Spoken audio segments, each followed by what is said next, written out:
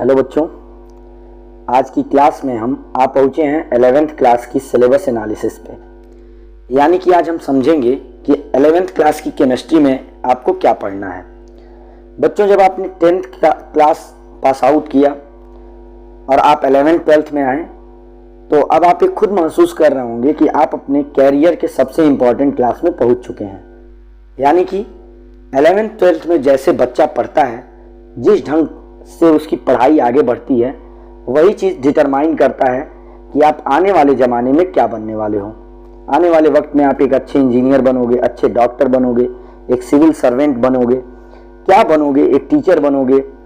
ये चीज़ डिपेंड करता है कि आप यहाँ कैसे पढ़ रहे हो। से दैट आपने यहाँ पे अच्छी मैथमेटिक्स पढ़ी तो आप नो डाउट आगे चल के मैथमेटिक्स ही अच्छी पढ़ेंगे।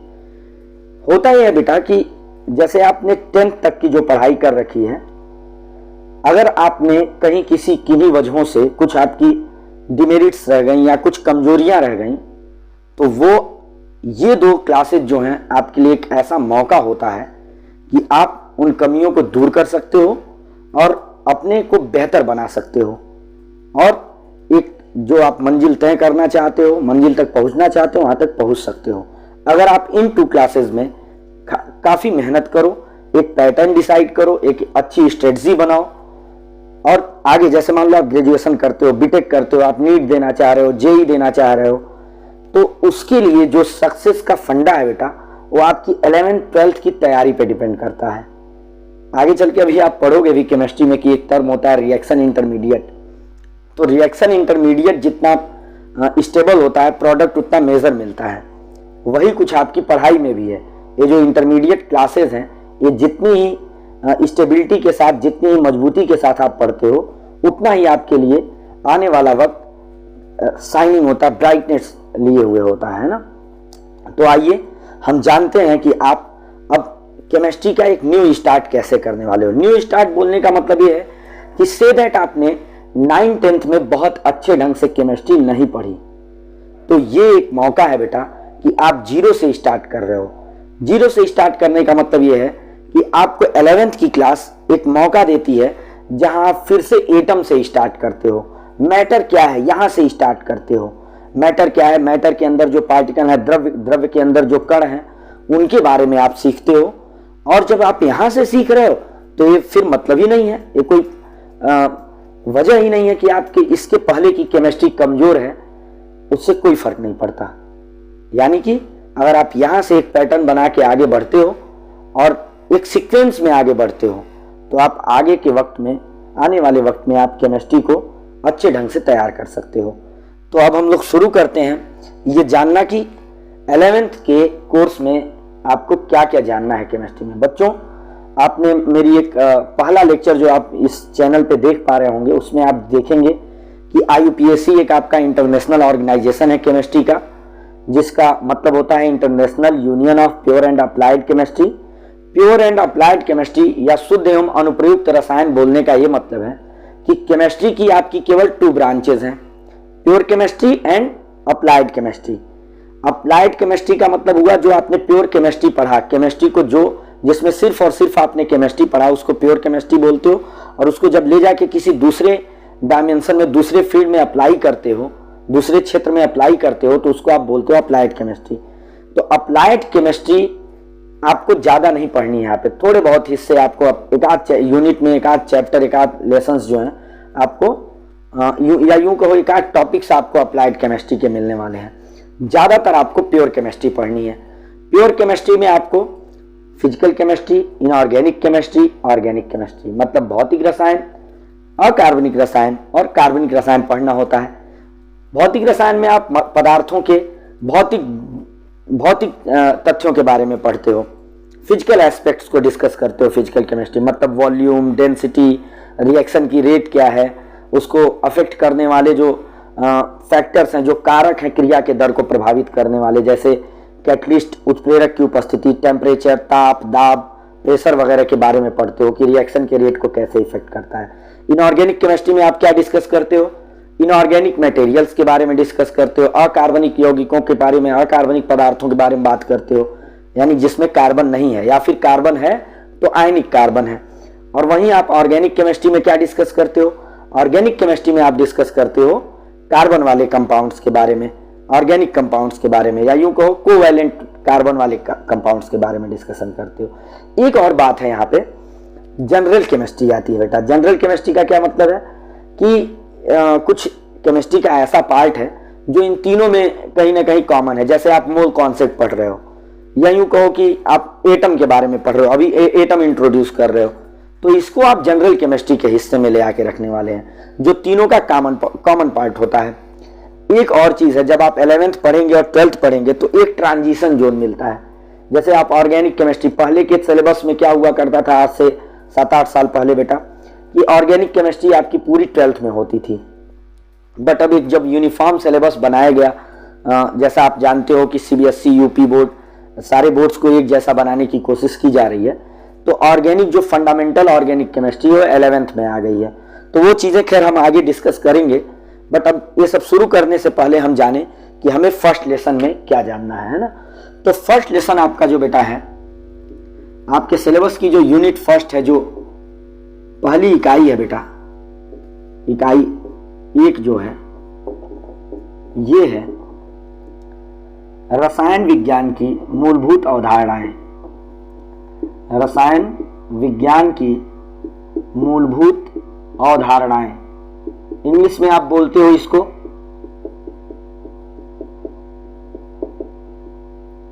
Fundamental concepts of chemistry. अब देखो नाम से ही क्लियर है, फंडामेंटल कॉन्सेप्ट। फंडामेंटल कॉन्सेप्ट का मतलब यह है कि जब आप केमिस्ट्री शुरू कर रहे हो उस वक्त आपको क्या पढ़ना है। तो केमिस्ट्री हमने जाना, अभी पिछली क्लासेस की आप वीडियोस देखोगे तो उसमें हम लोगों ने डिस्कस किया था कि केमिस्ट्री में हमें बेसिकली मैटर, उसकी प्रॉपर्टीज, उसके कंपोजिशन और एक मैटर का दूसरे मैटर के रिएक्शन के साथ हम बात करते हैं कि मतलब एक द्रव्य दूसरे द्रव्य से कैसे क्रिया कर रहा है, उसका गुण क्या है।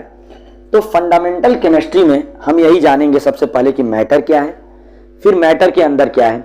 अब मैटर को हम तोड़ते जाएं तो हमको जो सबसे छोटा पार्टिकल मिलेगा वो होता है एटम, परमाणु। तो हम परमाणु के बारे में, इसमें हमने देखा द्रव्य के बारे में पढ़ेंगे, मैटर के बारे में डिस्कस करने वाले होंगे, फिर परमाणु के बारे में आप डिस्कस करोगे इसमें कि एटम क्या है, फिर एटम्स के मिलने से क्या बनता है, मॉलिक्यूल, अणु बनता है बेटा। तो इसमें हम लोग पढ़ेंगे मॉलिक्यूल क्या होता है, फिर एटम का एटॉमिक मास, परमाणु का परमाणु भार हम पढ़ेंगे, और फिर परमाणुओं के मिलने से चूंकि अणु बनते हैं, मॉलिक्यूल बनते हैं, तो हम अणु भार के बारे में बात करेंगे। और फिर हम अणु भार या परमाणु भार की इकाई क्या है, यूनिट क्या है, इनको हम किस में मेजर करते हैं, ये चीज डिस्कस करेंगे। वहां एक टॉपिक आएगा AMU। और फिर आप जब अणु भार समझ लोगे तो आप पढ़ेंगे अणु भार को मोलर भार में बदलना, इकाई बदल करके मोलर मास आप समझोगे। जब मोलर मास आप समझ लोगे तो आप फिर पढ़ेंगे, इसके बीच में ही आप मॉलिक्यूल के कई तरह के फार्मूले देखोगे आप, है ना। मॉलिक्यूल के कई तरह के फार्मूले देखोगे, जिसमें मॉलिक्यूलर फार्मूला यानी कि अणु सूत्र, इंपीरिकल फार्मूला यानी कि मूलानुपाती सूत्र, और फिर संरचनात्मक सूत्र, स्ट्रक्चरल फार्मूला पढ़ोगे। होता क्या है कि एक ही मॉलिक्यूल के कई तरह के फार्मूले मिलते हैं बेटा हमको, है ना। जैसे आपका नाम कुछ घर का नाम होगा, मान लो प्रशांत तिवारी, आपके दोस्त कुछ गोलू बुला सकते हैं, कहीं आपका कुछ और नाम, कुछ बिगाड़ भी दिए जाते हैं नाम, है ना। दोस्तों के बीच में तमाम किस्म के नाम हमारे फेमस होते हैं, है ना। तो वैसे ही कई तरह के जैसे नाम हैं, और नाम है क्यों, हमारी पहचान के लिए। तो वैसे ही हम लोग मॉलिक्यूल्स के भी कई 3 टाइप के फार्मूले देखेंगे, molecular formula, empirical formula and structural formula. और फिर हम मोलर मास का डिस्कशन करेंगे। अब मोलर मास डिस्कशन के बाद हम लोग मोल कॉन्सेप्ट के बारे में पढ़ेंगे। मोल कॉन्सेप्ट में हम ये देखेंगे कि एक सर्टेन अमाउंट में, एक दी गई मात्रा में कितने पार्टिकल्स हैं, इसके बारे में हम बात करते हैं मोल कॉन्सेप्ट में।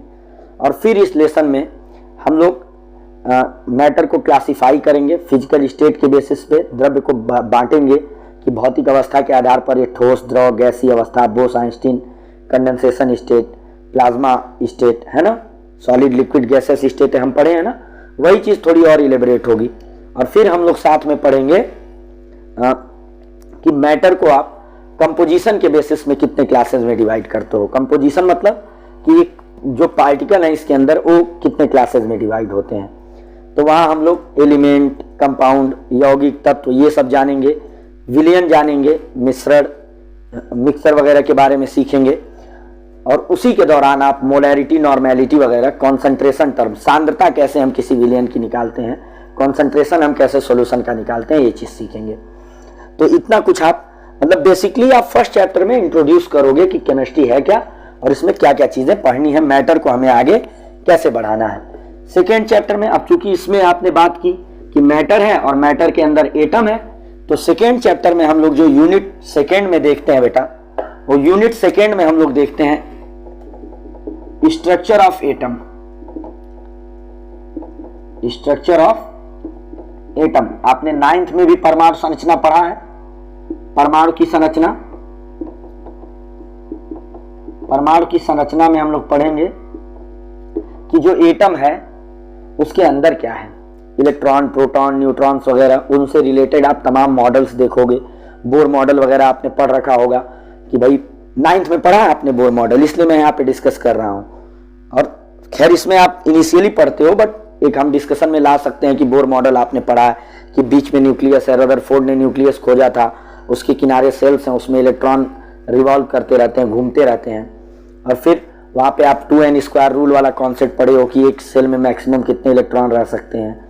और फिर आगे चल के आप इलेक्ट्रॉन के ड्यूअल नेचर की बात करते हो कि इलेक्ट्रॉन वेव भी है और इलेक्ट्रॉन पार्टिकल भी है, कभी वेव बन जाता है कभी पार्टिकल। जे थॉमसन थे, उन्होंने इलेक्ट्रॉन को पार्टिकल बताया। उनके बेटे जीपी थॉमसन, उन्होंने इलेक्ट्रॉन को वेव बताया, तरंग बताया। और दुनिया वालों ने उन दोनों लोगों को नोबेल दिया, एक को पार्टिकल बताने के लिए, एक को वेव बताने के लिए। तो वहां से फिर डी ब्रॉगली इक्वेशन आप पढ़ते हो कि वेव है तो उसकी वेवलेंथ हम कैसे एस्टिमेट करेंगे, कैसे निकालेंगे। और धीरे धीरे आप आगे बढ़ जाते हो कि जो इलेक्ट्रॉन है वो 2D में न रह के 3D में रहता है, और वो जो 3 डायमेंशनल स्पेस होगा उसको आप ऑर्बिटल का नाम दोगे, कक्षक का नाम दोगे, SPDF कक्षक। और उसमें फिर इलेक्ट्रॉन्स कैसे जाते हैं, आप बाउ प्रिंसिपल के अकॉर्डिंग आप अरेंज करोगे, आप बाउ सिद्धांत के अकॉर्डिंग। फिर क्वांटम नंबर्स आप पढ़ोगे, क्वांटम संख्याएं कि N, L, M और S, मतलब जिससे आप इलेक्ट्रॉन की पोजीशन बताओगे एटम के अंदर। और फिर उसके बाद आप एक दो और इंपॉर्टेंट रूल्स हैं, Hund rule and Pauli's exclusion principle, Pauli का अपवर्जन नियम, हुंड का अधिकतम बाहुल्य का नियम, Hund's rule of maximum multiplicity, ये सब डिस्कस करते हो। तो ये यहाँ पे चैप्टर बहुत ही इंपॉर्टेंट चैप्टर है, क्योंकि अगर आप इलेक्ट्रॉनिक कॉन्फ़िगरेशन वगैरह लिखना नहीं सीख पाएंगे, आइसोटोप, आइसोबार नहीं जान पाएंगे, समस्थानिक, संभारिक, या आप एटम के को पहचान नहीं सकें, एटम के एटॉमिक नंबर को नहीं समझ सकें और फिर उसके अकॉर्डिंग इलेक्ट्रॉनिक कॉन्फ़िगरेशन नहीं लिख सकें, तो आप आगे चल के पीरियोडिक टेबल में उनकी पोजीशन नहीं डिस्क्राइब कर पाएंगे कि आवर सारणी में हमें कहाँ पे एलिमेंट को रखना है। और अगर आप ये नहीं जान पाए कि एलिमेंट को कहाँ रखना है, तो उसकी आप प्रॉपर्टीज को नहीं डिस्कस कर पाएंगे। तो ये जब आप स्ट्रक्चर ऑफ एटम डिस्कस कर लेते हो, तो उसके तुरंत बाद यही चीज यूनिट 3rd में आता है, पीरियोडिक टेबल पढ़ते हो। आज जो आपकी मॉडर्न पीरियोडिक टेबल है, आप इस तरह से देखते हो कि यहाँ S में आपको 2 कॉलम मिलते हैं, फिर यहाँ D ब्लॉक होता है, इसमें 10 कॉलम्स हैं, इसमें 2 कॉलम्स हैं, फिर यहाँ पे P ब्लॉक में आपको 6 कॉलम्स मिलते हैं, जिसको आप ग्रुप बोलते हो, है ना, 6 ग्रुप। और ऐसे जो वर्टिकल कॉलम्स रोज हैं, हॉरिजॉन्टल रोज हैं, वो आप पीरियड्स का नाम देते हो। ये P ब्लॉक है, ये D ब्लॉक है, ये S ब्लॉक है और यहाँ पे F ब्लॉक। ये मॉडर्न पीरियोडिक टेबल है। आपने एटम को एलिमेंट्स को क्लासिफाई कर रखा है, तत्वों को वर्गीकृत कर रखा है, किसी को यहाँ पे उनको प्रॉपर्टीज के अकॉर्डिंग एटॉमिक नंबर के इंक्रीजिंग ऑर्डर में रखा हुआ है। इसको हम लोग पढ़ेंगे, पहले याद करने का भी आपको यहाँ पे बड़ा एक इंटरेस्टिंग ट्रिक बताया जाएगा। और फिर आप देखोगे कि ये हाईली रिएक्टिव मेटल्स हैं, इसमें मेटल, नॉन मेटल, मेटलॉइड, धातु, अधातु, उपधातु तीनों हैं। यहाँ पे संक्रमण तत्व हैं, ट्रांजिशन मेटल्स हैं, ये अंतर संक्रमण तत्व हैं, इनर ट्रांजिशन मेटल्स हैं, जिसमें लैंथेनाइड और एक्टिनाइड सीरीज है। तो इनके बारे में आप बात करोगे कि क्या है, बेहतर ढंग से हम वहाँ पे समझेंगे जब इस चैप्टर में जाते हैं। और ये भी सीखेंगे कि हमको एलिमेंट के क्लासिफिकेशन की जरूरत क्या पड़ी। और जब हमें जान जाएंगे तो फिर हम एक पीरियोडिसिटी पढ़ते हैं। पीरियोडिसिटी का मतलब ये होता है कि एलिमेंट्स की जो प्रॉपर्टी है वो कैसे वेरी कर रही हैं, left to right, top to bottom कैसे वेरी कर रही हैं, ये चीज हम इसमें सीखते हैं, है ना। जैसे आयनाइजेशन एंथैल्पी, आयनन उष्मा कैसे बदल रही है लेफ्ट टू राइट जाने पे, ऊपर से नीचे आने पर। तो इसमें आप जब तत्वों को रख लेंगे तो इसके बाद बात आती है कि तत्व आपस में जुड़ते कैसे हैं।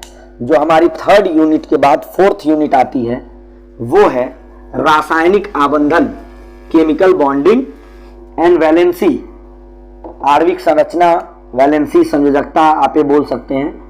यूनिट फोर्थ जो हमारी है बेटा ये है रासायनिक आबंधन एवं आणविक संरचना, मॉलिक्यूलर स्ट्रक्चर।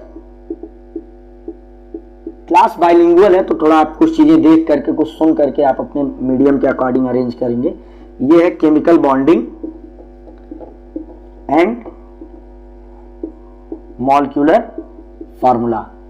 एक बात आप गौर कर, मॉलिक्यूलर स्ट्रक्चर, एक बात गौर करेंगे, मैं पूरी बात नहीं बता रहा हूं इसमें कि इसके अंदर एग्जैक्टली कौन कौन से टॉपिक हैं। हम लोग सिर्फ यहाँ पे एक ओवरव्यू ले रहे हैं कि कौन कौन से चैप्टर्स हैं। उनके अंदर जब हम चैप्टर शुरू करेंगे तो टॉपिक्स हम वहां पे डिस्कस कर लिया करेंगे, है ना। जैसे इस चैप्टर में क्या है, बॉन्डिंग, नाम से ही क्लियर है कि दो एटम जब जुड़ेंगे तो आपस में वो कैसे जुड़ेंगे, इलेक्ट्रॉन डोनेट करके, एक्सेप्ट करके या शेयरिंग करके। तो यहाँ पे आप बॉन्ड्स के टाइप पढ़ोगे, आयनिक, कोवैलेंट, कोऑर्डिनेट बॉन्ड, और फिर उनका लुईस डॉट स्ट्रक्चर बनाते हो कि जैसे आप ये बना रहे हो ना, CH4 बनाते हो, यहाँ पे हाइड्रोजन के साथ एक कोवैलेंट बॉन्ड बनाया है, मेथेन, ठीक है। मेथेन में कार्बन यहाँ पे सिंगल बॉन्ड बना रखे हुए हैं। तो ये क्या है, ये लुईस डॉट स्ट्रक्चर रिप्रेजेंट करते हैं अगर हम इलेक्ट्रॉन्स को यहाँ पे दिखा दें। फिर इसके बाद आप बात करोगे कि ऑर्बिटल्स आपस में जब मिक्सिंग होती है, ओवरलैपिंग होती है उनकी, तो बॉन्ड्स बनते हैं सिग्मा पाई बॉन्ड। और फिर हाइब्रिडाइजेशन आप पढ़ोगे, संकरण, जो बहुत ही इंपॉर्टेंट टॉपिक होता है आपके कोर्स के लिए। यहीं पर आप एक थियरी पढ़ोगे इस चैप्टर में, VSEPR थियरी, जिससे आप बात करोगे कि मॉलिक्यूल्स जब एक मॉलिक्यूल्स के बनते हैं तो उनके दौरान और एटॉमिक ऑर्बिटल्स जो हैं, जो परमाणु के कक्षक हैं, वो कैसे उनकी मिक्सिंग होती है बेटा, किस तरह के बंध बनते हैं, ये सब हम इसमें संयोजकता आबंधन सिद्धांत है ये, valence shell electron pair repulsion theory, तो उसको हम लोग बात करने वाले हैं ना। तो इस चैप्टर में आप बेसिकली और भी बहुत सारी थियरी है, चीजें हैं इसमें, बॉन्ड ऑर्डर वगैरह, मॉलिक्यूलर ऑर्बिटल थियरी, है ना। तो आणविक कक्षक सिद्धांत उसको बोलते हैं। तो इसमें आप बेसिकली ये समझने वाले हो, ये देखिए कि दो एटम आपस में जुड़ते कैसे हैं, उनके बीच जब बॉन्डिंग होती है तो किस तरह से बॉन्डिंग होती है। ये समझने के बाद जब आप ये डिस्कस कर ले गए कि मॉलिक्यूल कैसे बन रहे हैं एटम के कॉम्बिनेशन से, उनके बीच बॉन्डिंग कैसी हो रही है, आयंस हैं या न्यूट्रल एटम्स हैं। इसके बाद बात आती है यूनिट 5 में बेटा, द्रव्य की अवस्थाएं, स्टेट्स ऑफ मैटर। इसमें बेसिकली आपको सॉलिड स्टेट नहीं पढ़ना है, सॉलिड स्टेट आप 12th में पढ़ते हो, ठोस अवस्था के बारे में 12th में पढ़ा जाता है। यहाँ पे खूब सारा आप गैसियस स्टेट के बारे में बात करेंगे। गैसियस स्टेट और गैस, इन दोनों में फर्क है। गैसियस स्टेट का फॉर्म होता है बेटा गैस। गैसियस स्टेट जो गैसी अवस्था है ये दो प्रकार की होती है, एक होता है गैस, दूसरा होता है वेपर, दूसरी चीज होती है वाष्प। ये जब हम यहाँ पहुंचेंगे तो डिस्कस किया जाएगा ये गैस और वेपर में क्या डिफरेंस है, ठीक है। और दूसरी चीज इसी में हम लोग द्रव अवस्था की भी बात करने वाले हैं, लिक्विड स्टेट की। तो जब आप गैसीय अवस्था के बारे में पढ़ोगे तो ये पढ़ोगे कि इसका आयतन आकार दोनों अनिश्चित है, वॉल्यूम और शेप दोनों इनडिफिनिट है। तो ये क्यों है, इसके लिए हम लोग इंटरमॉलिक्यूलर स्पेस वगैरह की बात करेंगे। और फिर तमाम हम लोग लॉज पढ़ेंगे यहाँ पे, गैसियस लॉज जो हैं, बॉयल लॉ, चार्ल्स लॉ, ठीक है, एवोगैड्रो लॉ, गैलुसैट लॉ। और फिर वहां से हम लोग आगे बढ़ेंगे आइडियल गैस इक्वेशन की तरफ, जो कि आपके केमिस्ट्री का एक बहुत ही इंपॉर्टेंट टॉपिक होगा। आइडियल गैस इक्वेशन, आदर्श गैस समीकरण, PV is equal to NRT, PV बराबर NRT वाला जो फॉर्मूला होता है उसको हम लोग डेराइव करेंगे और देखेंगे उसमें क्या फीचर्स हैं, क्या खास बात है। उस पर कुछ न्यूमेरिकल्स हम लोग लगाया जाएगा, ठीक है। फिर इसके बाद फिजिकल केमिस्ट्री का एक टॉपिक है। अभी तक जो आपने इसके पहले देखा वो एक तरह से जनरल केमिस्ट्री थी, सामान्य केमिस्ट्री थी। भाई बंध बन रहे हैं, कार्बन वाले भी बंध बनाएंगे, अकार्बनिक भी बंध बनाएंगे, तो वहां पे आप इसको किसी क्लास में नहीं रख सकते हो, लेकिन ये फिजिकल केमिस्ट्री का हिस्सा हो जाता है बेटा। इसके बाद बात आती है जो 6th लेसन है बेटा, द्रव्य की अवस्थाओं के बाद जो 6th लेसन है, यूनिट 6 जो है हमारी, ये है उष्मागतिकी। ये भी फिजिकल का टॉपिक है, फिजिकल केमिस्ट्री का एक टॉपिक है। थर्मोडायनामिक्स। थर्मोडायनामिक्स में क्या है बेटा कि इसमें हम लोग पढ़ते हैं कि जैसे एक कोई सिस्टम है, जैसे एक आप थर्मस लेते हो, वाटर बॉटल लेते हो, तो एक सिस्टम हो गया और उसके किनारे जो दुनिया बची वो उसकी सराउंडिंग हो गई। तो सिस्टम और सराउंडिंग के बीच में हीट कैसे ली दी जा रही है, या एक सिस्टम में ही, एक निकाय में ही कितनी उष्मा भरी पड़ी हुई है, कितनी हीट है। मतलब यहाँ ये समझिए कि एक ऑब्जेक्ट है, एक मैटर है, उसमें जो हीट कंटेंट है, जो उष्मा रखी गई है उसके द्वारा, और फिर बाहर से वो कैसे उष्मा निकाल रहा है, ले रहा है, ये सारी बातें इस चैप्टर में हम पढ़ते हैं। 3 लॉज ऑफ थर्मोडायनेमिक्स इसमें डिस्कस करने हैं। हेस का स्थिर उष्मा संकलन नियम पढ़ना है, Hess law of constant heat summation. तो ये सारी बातें हम, मतलब बेसिकली आप इसमें समझो कि डेल्टा एच, हीट एंथैल्पी, बहुत सारे रिएक्शंस जो होते हैं, कंबस्चन हो रहा है, मान लो दहन हो रहा है किसी पदार्थ का, किसी सब्सटेंस का कंबस्चन हो रहा है, तो वहां एनर्जी हीट चेंज होगी, तो वो पढ़ेंगे आप। कोई भी रिएक्शन हो रही है, न्यूट्रलाइजेशन रिएक्शन, बहुत सारे आप रिएक्शन करते हो, देखते हो, हीट चेंज होती है। आपने 10th में पढ़ा था कि रिएक्शन होती है तो वहां पे हीट चेंज हो सकती है, एक कैरेक्टर में था। तो ये सारे एस्पेक्ट्स आप इस चैप्टर में डिस्कस करने वाले हो। फिर यूनिट 7th जो है आपकी, ये है बेटा साम्यावस्था। साम्यावस्था यानी कि इक्विलिब्रियम, केमिकल इक्विलिब्रियम, एक्चुअली रासायनिक साम्यावस्था। इसमें आप पढ़ेंगे रिवर्सिबल रिएक्शन। से भी देखिए फिजिकल का टॉपिक है। रिवर्सिबल रिएक्शन का क्या मतलब होता है, जैसे मान लो आप जानते हो ए से बी अगर बन रहा है तो ये रिएक्टेंट है, अभिकारक है, और ये उत्पाद है। लेकिन अगर ए से बी बना और फिर बी से ए बन गया तो ऐसी रिएक्शन को आप बोलते हो रिवर्सिबल रिएक्शन। और रिवर्सिबल रिएक्शन में ये जो रिएक्शन है ये फॉरवर्ड है, ये बैकवर्ड रिएक्शन है, ये अग्र अभिक्रिया है, पश्च अभिक्रिया है। इन दोनों की रेट अगर सेम हो गई, ऐसे सिचुएशन में पहुंच गए कि दोनों की रेट सेम हो जा रही है, तो वो बोला जाता है साम्यावस्था, केमिकल इक्विलिब्रियम। तो केमिकल इक्विलिब्रियम में जब कोई रिएक्शन पहुंच जाती है तो उस समय, उस वक्त जो है क्या चीजें होती हैं, उसके फीचर्स क्या होते हैं, तो उससे रिलेटेड आप तमाम चीजें, लॉ ऑफ मास एक्शन, द्रव्य अनुपाती क्रिया का नियम, लासातेलिये का नियम, लासातेलिये सिद्धांत, ले चैटेलियर प्रिंसिपल, ये सारी चीजें आप इसमें देखने वाले हैं, है ना। और इसी के दौरान आप लोग एक टर्म और पढ़ेंगे, आयनाइजेशन वगैरह की भी बात हम लोग करने वाले हैं। इसी में एसिड बेस वगैरह के बारे में भी आप इसी में पढ़ डालेंगे कि जैसे अम्ल है वो टूट रही है, दुर्बल अम्ल है तो उसमें रिवर्सिबल रिएक्शन होगी। तो इसी के दौरान पीएच स्केल वगैरह, आप पीएच मान वगैरह जो 10th में पढ़े थे वो यहाँ ला के बेटा हम लोग समझते हैं, ठीक है।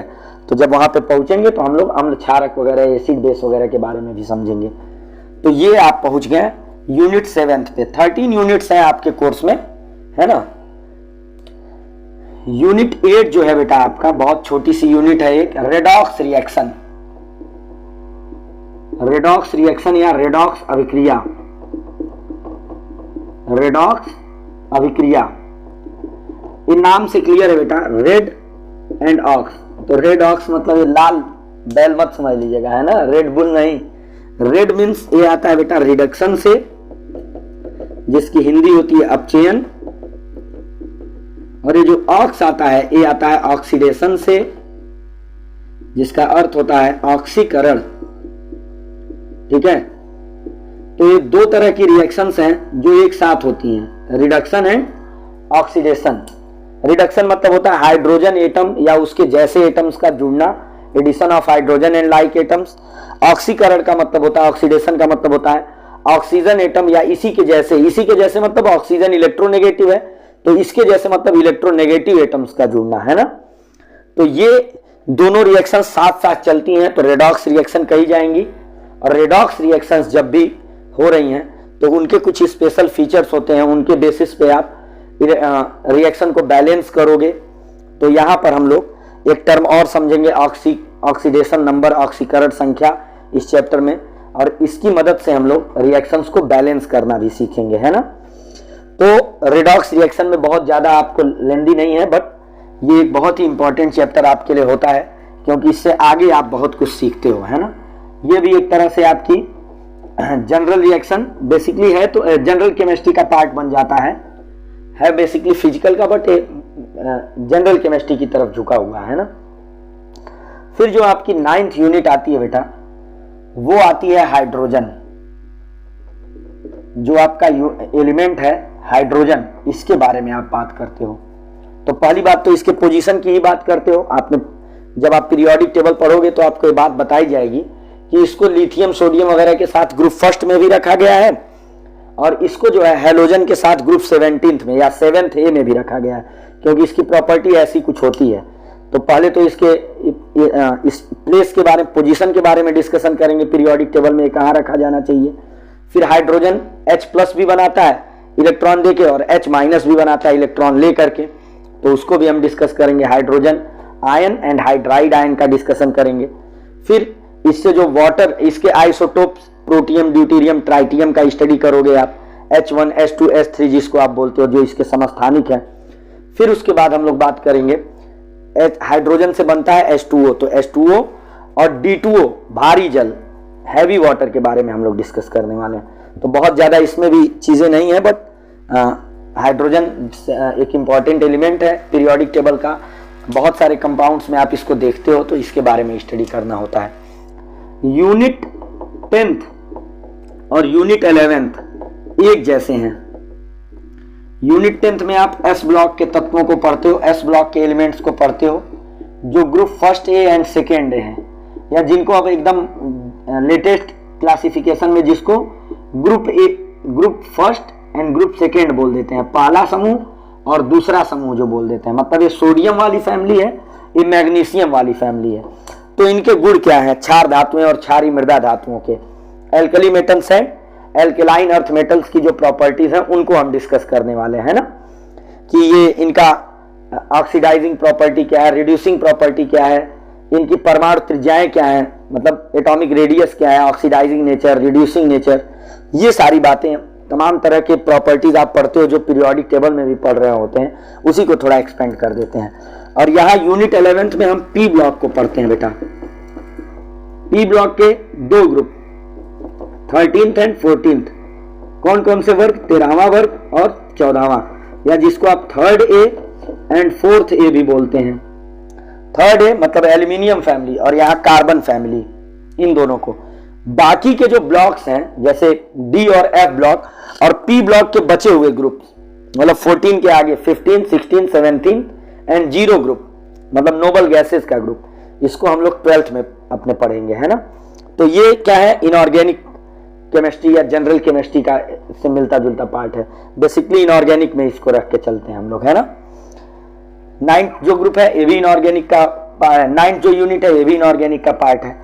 अब हमें लास्ट 2 यूनिट्स जो पढ़नी है, ये समझिए, कहने को तो लास्ट में 2 यूनिट्स है बेटा, 11th and 12th unit, but अगर आप यहाँ पे कमजोर पढ़ते हैं unit 12, 11, 12th unit and 13th unit, तो आपके लिए बहुत प्रॉब्लम होने वाली होती है।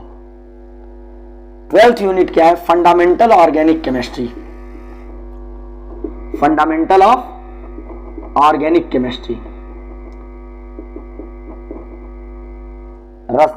कार्बनिक रसायन की मूलभूत अवधारणाएं, कार्बनिक या मूलभूत कार्बनिक रसायन की मूलभूत अवधारणाएं।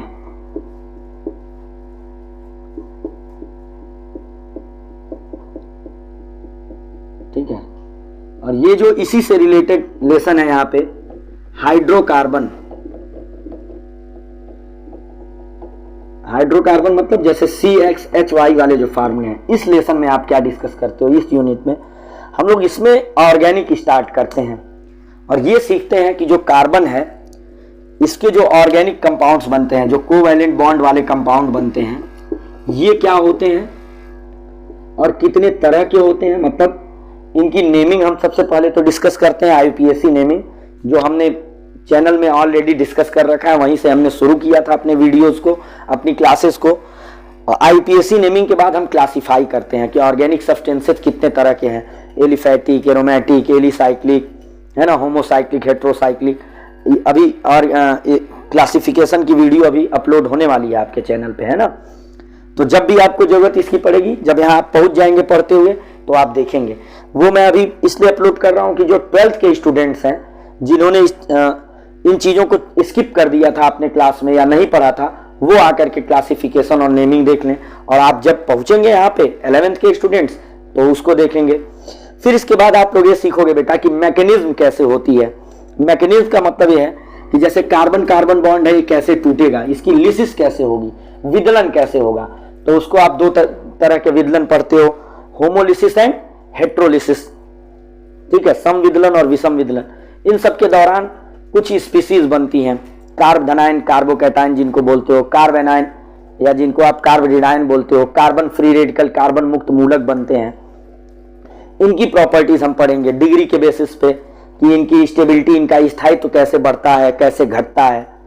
और फिर उसके बाद हम लोग मैकेनिज्म में कुछ और रूल पढ़ेंगे, इफेक्ट्स के बेसिस पे कुछ प्रभाव पढ़ेंगे, प्रेरकीय प्रभाव, इंडक्टिव इफेक्ट, इलेक्ट्रोमेरिक प्रभाव, इलेक्ट्रोमेरिक इफेक्ट, है ना, और मेजोमेरिक इफेक्ट, मेजोमेरिज्म हम जिसको बोलते हैं, रेजोनेंस, अनुनाद, हाइपर कॉन्जुगेशन, अति संयुग्मन वगैरह, इन सबको पढ़ेंगे आप। जब आप वहां पहुंचोगे तो आप इनके बारे में समझ लेंगे, है ना। तो ये बहुत इंपॉर्टेंट चीजें होती हैं, क्योंकि अगर ये आपकी छूट गई, मैंने देखा है कि 12th के बच्चे अगर इसको छोड़ देते हैं, तो जब वो 12th में पहुंचते हैं और रिएक्शनल पार्ट में जाते हैं, halo alkane, hello arene, alcohol, phenol, ether के बारे में जब उनको पढ़ना होता है, एल्डिहाइड, कार्बोक्सिलिक एसिड, कीटोन के बारे में पढ़ते हैं, तो बार बार इन चीजों की जरूरत पड़नी है। जैसे इलेक्ट्रोमेरिक प्रभाव की जरूरत पड़ रही है, अब वो जान ही नहीं रहे, ठीक है। यहाँ आपने एरोमेटिसिटी पढ़ते हो आप हाइड्रोकार्बन में। अभी यहाँ हाइड्रोकार्बन, ये दो तरह के हाइड्रोकार्बन होंगे। एक होते हैं एलिफैटिक हाइड्रोकार्बन, मतलब जिनको आप खुली श्रृंखला वाले हाइड्रोकार्बन कह सकते हो, जैसे जो मेथेन है, एथेन है, ये सब किस में आ जाते हैं, एलिफैटिक में। एरोमेटिक में बेंजीन और इसके भाई भतीजे, भाई भतीजे मतलब समझ रहे ना, benzene and it's derivatives. Benzene ऐसे आपने सुन रखा होगा या पढ़ रखा होगा बेटा कि ये 6 कार्बन की जब एक चेन बनती है, होमो चेन, सम श्रृंखला वाली, तो ये बेंजीन कहलाता है बेटा। Alternate single and double bond होता है। तो ये और इसके सब्स्टिट्यूट्स एरोमेटिक कंपाउंड्स हैं। लेकिन सिर्फ कार्बन और हाइड्रोजन है तो ये एरोमेटिक हाइड्रोजन हो गया। यहाँ CH3 लगा दिया तब टॉलुइन बना, ये भी एरोमेटिक हाइड्रोकार्बन है। तो आप ये भी जानोगे कि एरोमेटिसिटी कब आती है, तो उसके लिए आप कुछ नियम पढ़ोगे, हकल का नियम वगैरह, कॉन्जुगेशन वगैरह की बात करते हो हम लोग एरोमेटिसिटी समझते हैं। तो हम मान लो बेंजीन आपने छोड़ दिया, नहीं जान रहे हो इसके बारे में, तो 12th में आपके लिए बहुत बड़ी प्रॉब्लम आ जाने वाली होती है। तो यहाँ आप ऑर्गेनिक के कहने को तो 2 चैप्टर्स हैं, यहाँ पे 2 यूनिट्स हैं, और भी बहुत सारी चीजें, उनको हम एलिबरेट नहीं कर रहे हैं। जैसे इसमें आप एल्केन, एल्कीन, एल्काइन पढ़ोगे, तो एल्काइन में मार्कोनिकाफ नियम वगैरह पढ़ते हो, ठीक है, मार्कोनिकाफ, एंटी मार्कोनिकाफ नियम, वो बहुत इंपॉर्टेंट होते हैं। उनको छोड़ दिए तो आप पूरा 12th सफर करते हो बेटा। और जब आप किसी कॉम्पिटिटिव एग्जाम में बैठते हो, नीट, जेई वगैरह, तो आप ब्लॉक्स वगैरह तो कभी भी तैयार कर सकते हो बैठ करके, एस ब्लॉक, पी ब्लॉक, लेकिन ऑर्गेनिक आप कभी भी नहीं तैयार कर सकते हो। उनको जब आप एक सीक्वेंस में ले गए रहे होते हैं, रैंडमली कहीं से पिक करके, जैसे मान लो आपने कार्बन फैमिली को नहीं पढ़ा, फिर भी आप नोबल गैस को पढ़ सकते हो। लेकिन अगर आपने बॉन्ड की लिसिस नहीं पढ़ी, बंधों का विदलन नहीं पढ़ा, तो आप एल्कोहल नहीं पढ़ सकते हो। तो यहां आपको बहुत सजग हो जाने की जरूरत होती है। ये नहीं कि अरे भाई 2 चैप्टर्स हैं, 5 into 10 मार्क्स के होंगे, क्या फर्क पड़ता। 11th में तो ये 10 मार्क्स के हैं, बट ये आगे चल करके आपको प्रॉब्लम देने लगेंगे 12th में और उसके आगे कंपटीशन के लिए। तो हम कहीं ना कहीं कॉम्पिटिटिव पॉइंट ऑफ व्यू से भी तो पढ़ रहे हैं इन चीजों को। भैया नीट दे रहे हैं, जेई दे रहे हैं, और आप केमिस्ट्री इग्नोर कर दिए, और अगर इसको इग्नोर किया तो ऑर्गेनिक इग्नोर हो गई, ऑर्गेनिक इग्नोर हो गई तो पूरी केमिस्ट्री इग्नोर हो गई एक तरह से, क्योंकि ये कॉन्सेप्चुअल है बिल्कुल। और इन्हीं को न समझने की वजह से आपको केमिस्ट्री रटना होता है। तो इस सीक्वेंस में बेटा हम लोग 11th की क्लास को आगे ले चलेंगे। आप हमारे साथ जुड़े रहिए। अब हम सिर्फ 12th की क्लास एनालिसिस के बाद आप लोगों के कोर्स पर आ जाने वाले हैं। धीरे धीरे हमारे साथ आगे बढ़ते रहिए, केमिस्ट्री सीखते रहिए, एंजॉय करिए।